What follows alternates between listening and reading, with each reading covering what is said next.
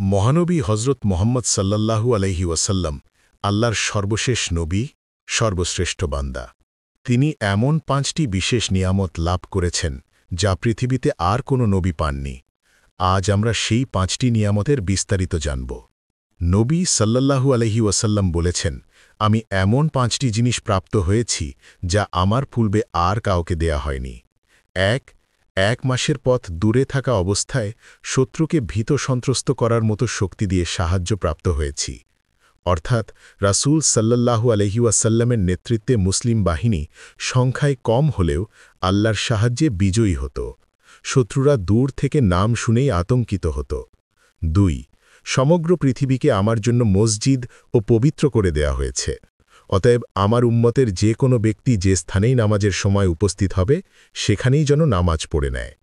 অর্থাৎ পূর্ববর্তী নবীদের উম্মত কেবল নির্দিষ্ট জায়গায় ইবাদত করতে পারত, কিন্তু আমাদের জন্য পুরো দুনিয়া নামাজের স্থান।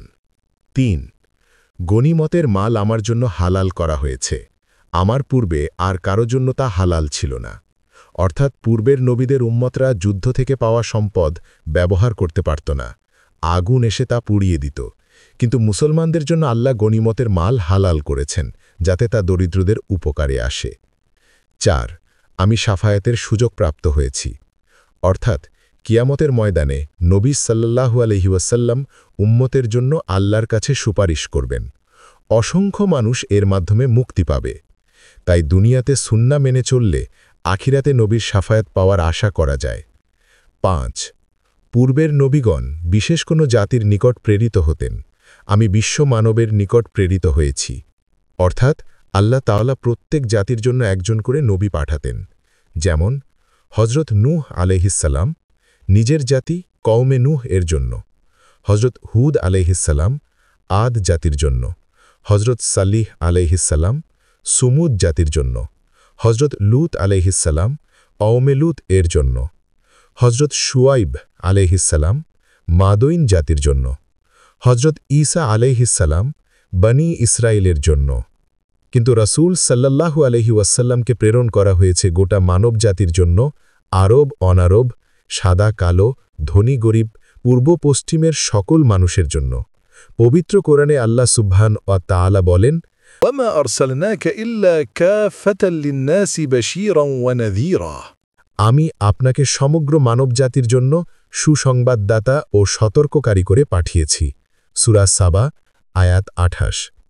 হাদিসটি সূত্র সহিহ বুখারী ৩৩৫, সহিহ মুসলিম ৫২১ ও সুনান আন-নাসাই ৪৪২। বর্ণনাকারী জাবির ইবন আবদিল্লাহ রাদিয়াল্লাহু আনহু। প্রিয় দর্শক, এই ৫টি বিশেষ নিয়ামত প্রমাণ করে রাসূল সাল্লাল্লাহু আলাইহি ওয়াসাল্লাম আল্লাহর প্রিয় বান্দা ও সর্বশেষ নবী। তার সুন্নাহ মেনে চলা শুধু দুনিয়ার সফলতা নয়, বরং আখিরাতের মুক্তির চাবিকাঠি। আসুন আমরা তার সুন্নাহ আঁকড়ে ধরি, যাতে কিয়ামতের দিন তার শাফাআত লাভ করতে পারি। শেষ কথা, যদি ভিডিওটি আপনার ভালো লেগে থাকে শেয়ার করুন অন্যদের সাথে, আর নিয়মিত এমন ইসলামিক ভিডিও পেতে চ্যানেলটি সাবস্ক্রাইব করুন।